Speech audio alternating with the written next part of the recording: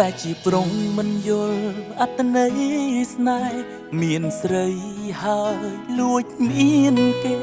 តាំងពីចូលរៀនមុខវិជ្ជាស្នេហ៍មិនដែលស្គាល់ទេពាក្យស្មងជាអ្វី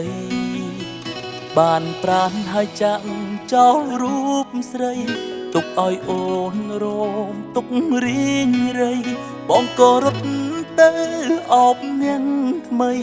អូនយំស្ទឹកសៃព្រោះបងប្រឡ័យស្នេហាស្រីទំរំបងដឹងខ្លួនគ្រប់យ៉ាងហួ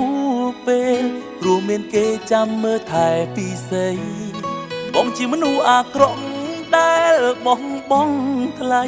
ពេលអូនមាននាងថ្មីទើបដឹងថាបេះដូងបងគ្មានរូបគេ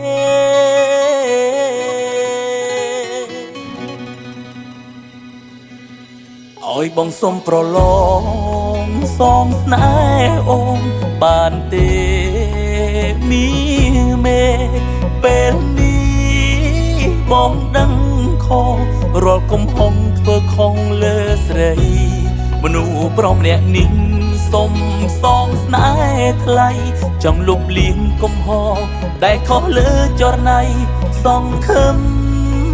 អូនអង្គភ័យបងសន្យាថែស្រីមិនឲ្យដូចគ្រាមុនឡើយ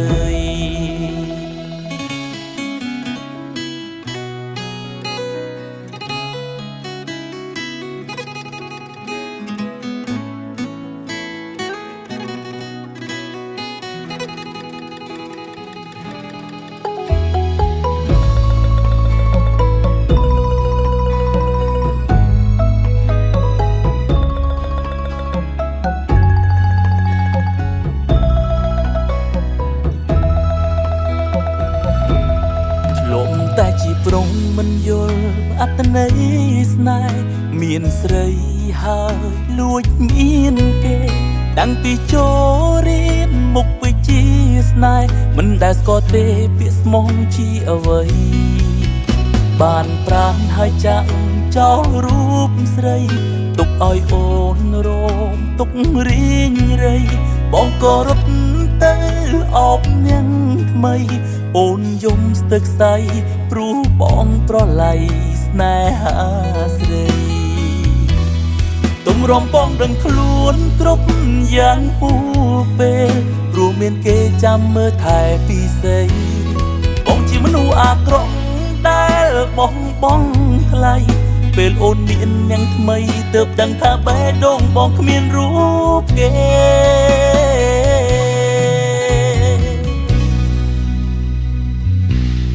ឲ្យបងសុំប្រឡងសងស្នេហ៍អូនបានទេមីមេពេលនេះបងដឹងខុសរាល់កំហុសធ្វើខុសលើស្រីមនុស្សប្រុសម្នាក់នេះសុំសងស្នេហ៍ថ្លៃចង់លុបលាងកំហុសដែលខុសលើចរណៃសង្ឃឹម